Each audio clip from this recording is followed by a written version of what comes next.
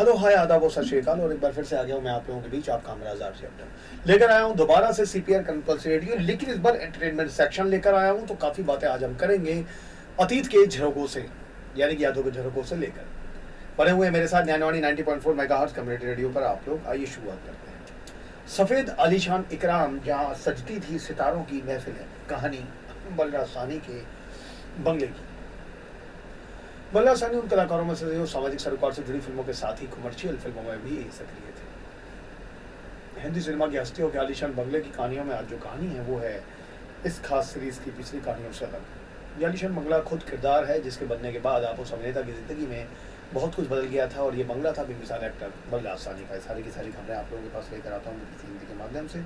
उनका हम धन्यवाद करते हैं और उनको शुक्रिया अदा करते हैं। आइए शुरुआत करते हैं। बलराज साहनी वो एक्टर जिनका नाम जहन में आता ही एक खूबसूरत, सौम्य, नफासत से भरा चेहरा उभरता है। देश नया नया आज़ाद हुआ था और बलराज साहनी उन एक्टर्स में थे जो उस दौर में आम आदमी की दर्द, उसकी परेशानी को ना सिर्फ स्क्रीन पर निभाए बल्कि अपने किरदारों से जुबान देते थे, बल्कि फिल्मों से बाहर भी उनकी नैतिकता और सामाजिक सरोकार उनके सार्वजनिक जीवन का अहम हिस्सा थे।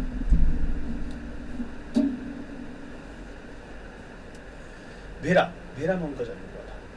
1913 में भेरा में पैदा हुए थे, जो पाकिस्तान में है। उनका वहाँ के एक समृद्ध व्यवसायी परिवार से ताल्लुक था। साहित्य में डबल एमए पूरा करने के बाद उन्हें रचनात्मक कला और देश के लिए कुछ करने का जज्बा था। अपने पिता के व्यवसाय से मुंह मोड़कर उन्होंने पहले गुरुदेव रवींद्रनाथ टैगोर की शांति निकेतन में पढ़ाया, फिर वर्धा में महात्मा गांधी के सेवा आश्रम में अपनी युवा पत्नी दमयंती के साथ रहे और काम किया। फिर विश्व युद्ध के दौरान लंदन चले गए, जहां उन्होंने बीबीसी की ईस्टर्न सर्विस के भारतीय अनुभाग के लिए बतौर हिंदी ब्रॉडकास्टर काम किया। और लंदन में ही उनका रुझान रूसी सिनेमा और मार्क्सवाद की तरफ हुआ। भारत वापस लौटकर वो इंडियन पीपल्स थिएटर एसोसिएशन यानी इप्टा के अहम सदस्य बने और साथ ही देश के बेहतरीन अभिनेताओं में से एक बन गए। वो एक तरफ तो धरती के लाल, 2 बीघा जमीन, काबुली वाला और गर्म हवा जैसी यादगार सामाजिक सरोकार वाली फिल्मों का हिस्सा थे, और दूसरी तरफ वक्त, संघर्ष, अनुराधा और एक फूल दो माली जैसी विशुद्ध कमर्शियल फिल्मों में भी उनके स्वाभाविक अपने और उनके किरदारों की दरबार बिल्कुल अलग छाप चुकी थी। स्टेला विला में रहते थे साहनी, तो वो दिल से एक प्रतिबद्ध कॉमरेड थे। अपने कम्युनिस्ट विचारों की वजह से उन्हें जेल भी जाना पड़ा था। फिर वो निर्माता के आसिफ की फिल्म आंचल की शूटिंग कर रहे थे और के आसिफ ने फिल्मों में उनकी शूटिंग के लिए खास परमिशन ली थी। शूटिंग खत्म करते हुए वापस आर्थर रोड जेल चले जाते थे। बलराज साहनी मेथड एक्टिंग में गहरा विश्वास रखते थे। भारतीय फिल्म इतिहास की सबसे यादगार फिल्मों में से एक 2 बीघा जमीन के रोल के लिए उन्होंने अपने आधा से अधिक वजन कम किया और हाथ रिक्शा चलाना सीखा। काबुलीवाला के रोल के लिए वो पठानों के साथ रहने लगे। उनके करीबी दोस्तों में से कई मछुआरे थे जिनके साथ कई दिन मछलियाँ पकड़ने निकल जाते थे और साथ में ही रहते थे। दास कैपिटल, कम्युनिस्ट सिद्धांत और समाजवाद में यकीन रखने वाले बलराज साहनी समाज के वर्मा में बराबरी की बात करने वाले, अपनी जड़ों के साथ जुड़े रहने और समाजवाद के साथ जीवन और उच्च के मुताबिक जीने वाले शख्स थे। अमिताभ बच्चन ने उनके बड़े परीक्षित साहनी की किताब में बलराज साहनी को याद करते हुए लिखा कि जब उन्होंने फिल्म इंडस्ट्री में जाने का इरादा अपने पिता साहित्यकार रोहित राय बच्चन को बताया तो अमिताभ से बोले, बलराज साहनी की तरह बनो, वो फिल्म इंडस्ट्री में हैं फिर भी इससे बाहर। 1960 के दशक के मध्य तक बलराज की गिनती बड़े स्टार्स में होने लगी थी। वक्त, नौनिहाल, संघर्ष, हमराज जैसी बड़ी और कामयाब फिल्मों में उनके अहम रोल थे। यहीं से उनके करीबी लोग, उनके दोस्त, यहाँ तक कि उनके सेक्रेटरी उन पर जोर डालने लगे कि अब उन्हें अपना एक बड़ा बंगला बनवा लेना चाहिए जो फिल्म स्टार और उसकी शख्सियत और रुतबे के साथ इंसाफ कर सके। उस समय तक बलराज अपने परिवार के साथ 1, 2, 3 कमरों वाले इस घर स्टेला विला में रहते थे, मगर बार बार दोस्तों के कहने पर या दिल में एक दबी एक आलीशान घर की सरहद की वजह से बलराज मान गए। उन्होंने जून में उस दौर के मशहूर होटल सन एंड सैंड के सामने 15-16 कमरों वाले एक आलीशान घर का निर्माण शुरू करा दिया था। बलराज ने बनवाया था आलीशान घर। बलराज साहनी के बेटे और मशहूर एक्टर परीक्षित साहनी ने अपने पिता पर किताब लिखी, the non conformist memories of my father Balraj Sahni. इस किताब में वो लिखते हैं, मेरे पिताजी की न जाने कितने ही लोगों ने कहा कि अब बड़ा घर ले लो, बड़े स्टार हो चुके हो। परीक्षित उस समय रूस में पढ़ाई कर रहे थे और परीक्षित कहते हैं कि वो छुट्टियों में घर आए तो उनके पिता ने बड़े प्यार से उन्हें वो नया आलीशान घर दिखाया। तब तक घर का स्ट्रक्चर पूरा हो चुका था। बेहद खूबसूरत और बहुत बड़े उस घर को देखकर परीक्षित सोच में पड़ गए। उन्होंने कहा, ये महंगा घर उनके पिता की शख्सियत से मेल नहीं खाता था। परीक्षित लिखते हैं, ये पिताजी के जीवन का सबसे बड़ा विरोधाभास था। वो पिता से बोले, सामने स्लम सेट है, गरीब लोगों की झुग्गी, हमारे जीवन की फलसफे के साथ ही महंगा घर मैच नहीं करता। ये जीवन भर सोशलिज्म के सिद्धांत को मानने वाले बलराज कैपिटलिस्ट अरमान का प्रतीक था। परीक्षित बोले, घर को छोटा बनाइए, 3-4 कमरों से ज़्यादा बड़े घर की ज़रूरत नहीं है। बात सही थी और बिरला साहब ने अपने बेटे की बात सुनकर सोचने पड़ गए। तो बोले, बेटा अब तो घर बन गया है। बेटे परीक्षित के लिए उस घर में 3 कमरों का एक पूरा विंग था, जिसमें एक कमरा पेंटिंग करने के लिए, फोटोग्राफी के लिए और एक बड़ा बेडरूम था। साथ ही दिन बनाने के लिए विशाल टेरेस भी। आलीशान घर पूरी तरह वल्लाद के सोशलिज्म और सादा जीवन के विचार के फलसफे से एकदम परे था।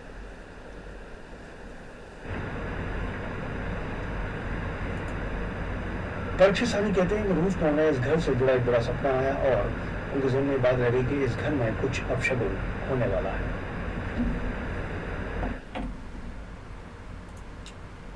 परीक्षित सानी ने इसके बारे में बताया। उन्होंने बात अपनी डायरी में दर्ज भी की। आखिरकार ऐसा ही हुआ।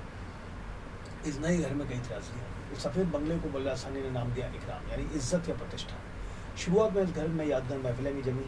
शायर कैफियात में कवि हरिंद्र नाथ चट्टोपाध्याय, पीसी जोशी जैसे बुद्धिजीवी, वकील रजनी पटेल और फिल्म इंडस्ट्री के बड़े बड़े लोग इन महफिलों का हिस्सा होते थे। लेकिन जल्दी ऐसी घटनाएं हुई जिससे सब बिखरने लगा। कहते हैं उनका बुरा वक्त भी इसी घर में आने के साथ शुरू हो गया।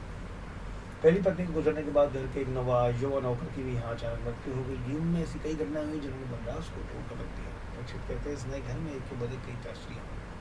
उन्होंने कहा आखिर में उनके पिता ने माना कि उनका बेटा सही था। वो बोले कि बेटा तुमने सही कहा था, इससे अच्छे तो हम अपने पहले छोटे घर में थे, एक दूसरे के करीब आते जाते, एक दूसरे से बात करते थे। इस बड़े घर में सब अपने अपने कमरों में रहते हैं, एक दूसरे से दूर कटे हुए। परीक्षित कहते हैं मेरे पिता वहाँ खुश नहीं थे। सबसे बड़ा झटका बिरला सानी को तब लगा जब उनकी जवान बेटी शबनम ने अचानक आत्महत्या कर ली। इस सदमे से वो कभी उभर नहीं पाए। वो आलीशान सफ़ेद बंगला बलराज और उनके परिवार को रास नहीं आया। परीक्षित कहते हैं आखिरकार उस घर ने ही हमारे पूरे परिवार को बर्बाद कर दिया। ज़रूरत से अधिक बड़ी चीज़ की लालसा, दशकों के आत्मत्याग के बाद शानदार जीवन जीने की चाह, ये विचारधारा और अनुभव के बीच के अंतर की मिसाल थी। अपने पिता के भव्य भ्रम को समझने की कोशिश करते हुए परीक्षित विस्टन चर्चिल के कथन का सहारा लेते हैं। हम अपने घरों को आकार देते हैं और उसके बाद हमारे घर हमें आकार देते हैं। वो कहते हैं इसके बाद जीवन में अपने मूल आयों को पूरी तरह से वापस लौटना शायद संभव नहीं होता।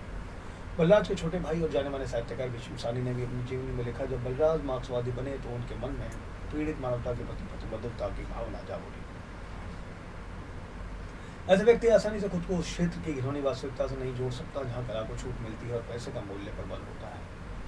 इस मशीनी सिस्टम के हिस्से के रूप में अमीर और प्रसिद्ध होने से बहुत कम व्यक्तिगत संतुष्टि या संतुष्टि की कोई भावना मिलती है।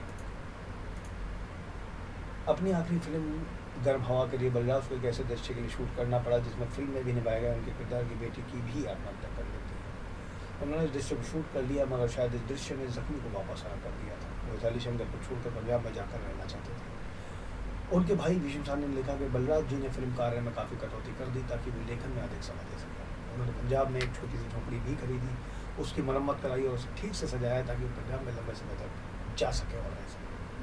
लेकिन ऐसा नहीं हो सका। उन्होंने अपनी यादगार आखिरी फिल्म गर्म हवा की डबिंग पूरी की और अगले ही दिन दिल का दौरा पड़ने से उनका निधन हो गया। ये 13 अप्रैल 1973 का दिन था जब उनके 60वें जन्मदिन से एक महीने पहले, जिस दिन उन्हें मुंबई छोड़कर पंजाब के लिए जाने वाले थे। दोस्तों, रिश्तेदारों, फिल्म इंडस्ट्री की जानी मानी हस्तियों के साथ साथ उन्हें अंतिम सलाम देने के लिए उनके मछुआरे दोस्तों के सामने जो वीर हस्तियों में रहने वाले लोग भी थे। जुहू में ही रहने वाले अमिताभ बच्चन ने परीक्षित की लिखी किताब को लॉन्च करते हुए लिखा और कहा कि जब भी मैं जुहू में बलराज सानी के घर के सामने से गुजरता हूँ, मैं निराशा से उसे देखने के अलावा कुछ नहीं कर सकता। वक्त और वीराने ने इसे तहस नहस कर अलग रूप दे दिया है, जो कतई इस घर का मालिक नहीं था। मुश्किल परिस्थितियाँ जीवन में विपत्तियों की कहानी कहती हैं और ये घर इस वास्तविकता का प्रतीक है।